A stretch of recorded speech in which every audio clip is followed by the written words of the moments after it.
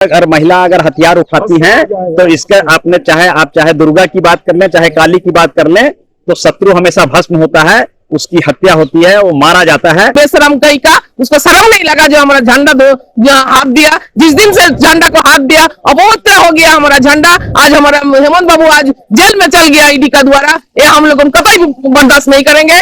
अमित शाह मुर्दाबाद, मोदी मुर्दाबाद, बीजेपी मुर्दाबाद। बीजेपी के दलाल होश में आओ, होश में आओ, होश में आओ। बीजेपी के दलाल होश में आओ, होश में आओ, होश में आओ। केंद्र सरकार हाय हाय, जेल का ताला टूटेगा, जेल का ताला टूटेगा।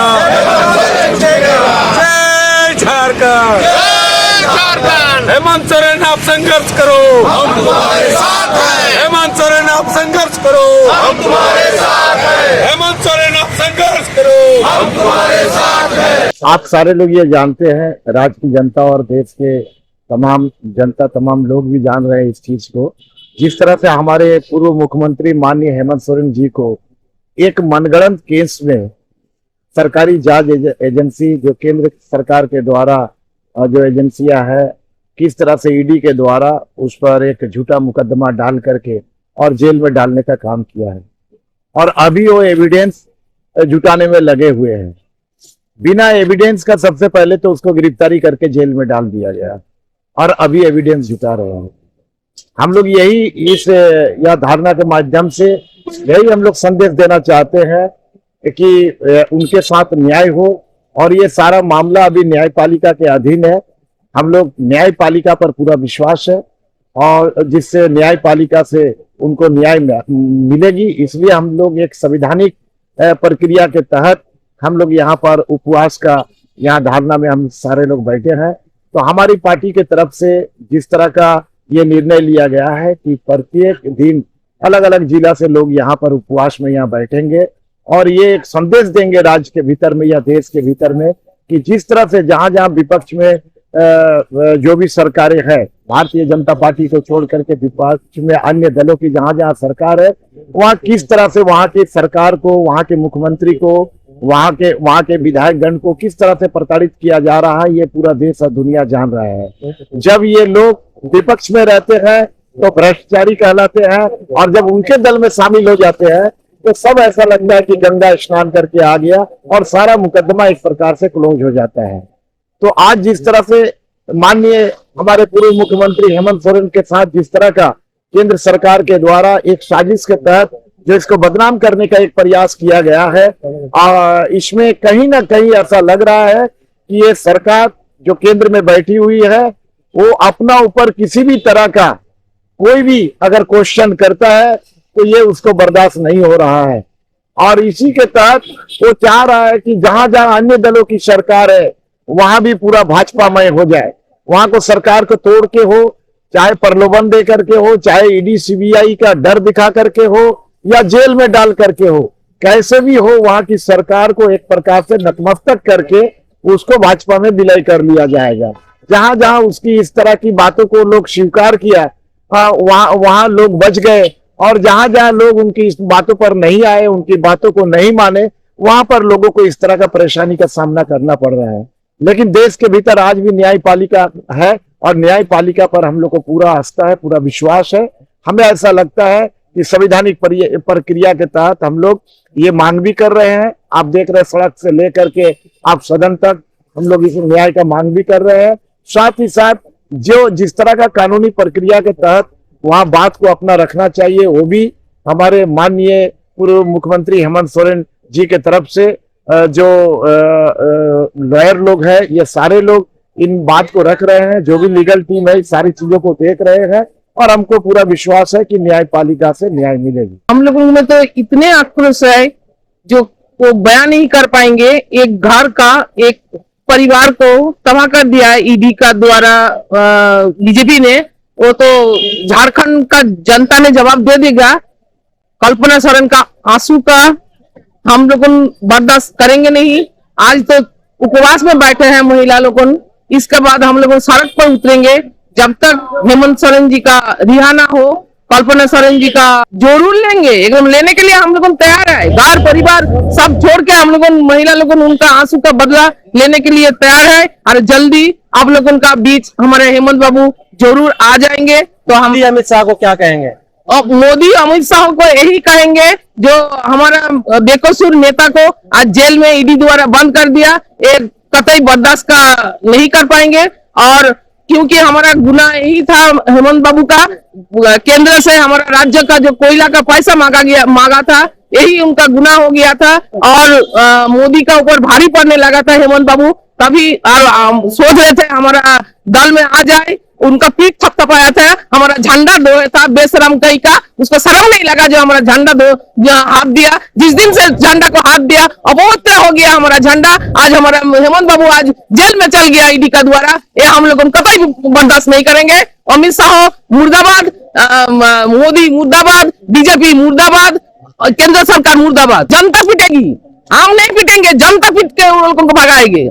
एकदम अभी से ही शुरू हो गया है। गीता कोड़ा तो क्या करेंगे, गीता कोड़ा तो दल बदलू है, वो भी उसका पति भी 400 करोड़ का घोटाला में लिप्त है, तो सोचा हमारा दल में आ जाए तो वो भी गंगा का पानी से धो गया। और क्या है, कल्पना सोरेन जी का पूरे झारखंडियों ने स्वागत किया है और मुझे लगता है कि वो झारखंड की बहू नहीं, झारखंड की बेटी हैं।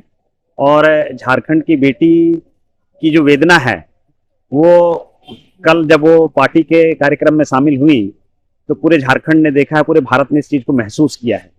और हमारी संस्कृति को भी अगर आप देखें तो आपको ये अंदाजा होगा कि अगर किसी भी घर की महिला, बहू, बेटी अगर तकलीफ में रहती है तो जन भावना उसके प्रति हमेशा अच्छी होती है। तो ये कहीं ना कहीं उनका आना, उनका चेहरा सामने आना, उनके विचार, उनकी बातें, उनकी भावनाएं, ये सभी सामने आना झारखंड मुक्ति मोर्चा और पूरे झारखंडियों के लिए एक बहुत बड़ा संकेत है। और मुझे लगता है कि इससे हमारे पार्टी को, हमारे बातों को, हमारे मुद्दों को और एक नए चेहरे को बल मिलेगा। आप इस पूरे घटनाक्रम को अगर देखें तो झारखंड का जो निर्माण हुआ तो 100 वर्ष के संघर्ष से झारखंड बना, लेकिन दुर्भाग्य ये रहा कि जब झारखंड बनने के बाद 20 वर्षों तक यहाँ झारखंड विरोधियों ने राज किया। और बहुत संघर्ष के बाद, 20 वर्षों के संघर्ष के बाद 2019 में आकर आपको हेमंत जी के नेतृत्व में झारखंड में सत्ता हमारे हाथ में आई।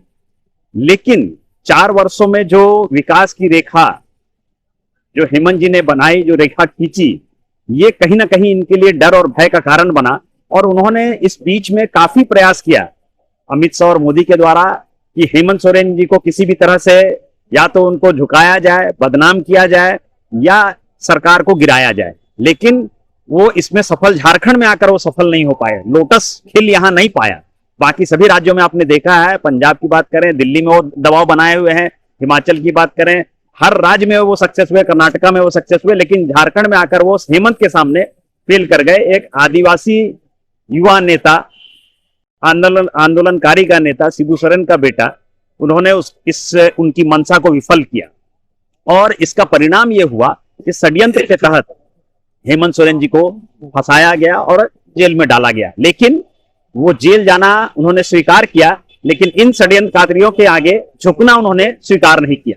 और उसका जो प्रश्न आपका है कि किस तरह से तैयारी है, तो झारखंड के 4,500 पंचायतों में न्याय यात्रा के तहत हम लोग जा रहे हैं और न्याय यात्रा के तहत 4,500 पंचायत में हम पहुंचे हैं।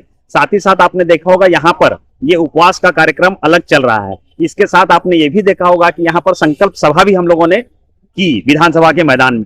तो चरणबद्ध तरीके से उनको टक्कर देने के लिए हम लोग तैयार हैं और लाखों की संख्या में झारखंडी इसके विरोध में खड़े हैं। झारखंड आने वाले वक्त में, इस लोकसभा में भी और इसके बाद आने वाला विधानसभा भी, मैं पूर्ण आश्वस्त हूं इस बात से कि उस महिला के जो आंख की पानी है उसके नेतृत्व में उसको देखते हुए पूरा झारखंड उनके साथ खड़ा होगा, पूरा भारत उनके साथ खड़ा होगा।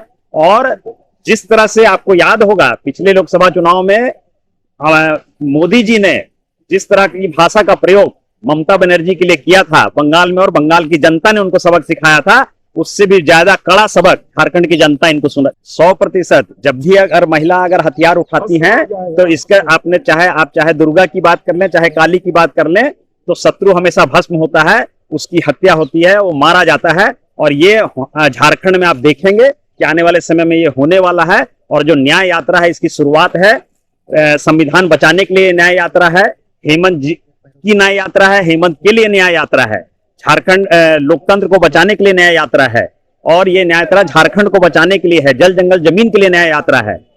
तो ये न्याय यात्रा हमको अंतिम लक्ष्य तक हम लोग पहुंचेंगे। हम लोग पूर्वी सिंहभूम जिला से, जैसे आपने कहा, 150 किलोमीटर दूर से आए हैं, तो हम लोग हमारे हेमंत सोरेन जी के समर्थन में आए हैं।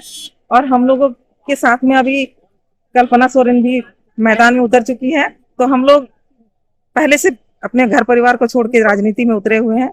तो आज जब हमारे इतने सीधे और सच्चे सरल व्यक्ति को जेल में षड्यंत्र के तहत जो रखा गया है, तो इसके विरोध में हम लोग न्याय यात्रा से लेकर आज उपवास तक में बैठ गए हैं। हम लोग जब तक हम लोगों को न्याय नहीं मिलता, हमारे हेमंत सोरेन जी को न्याय नहीं मिलता है, तब तक हम लोगों का ये उलगुलान आंदोलन जारी रहेगा।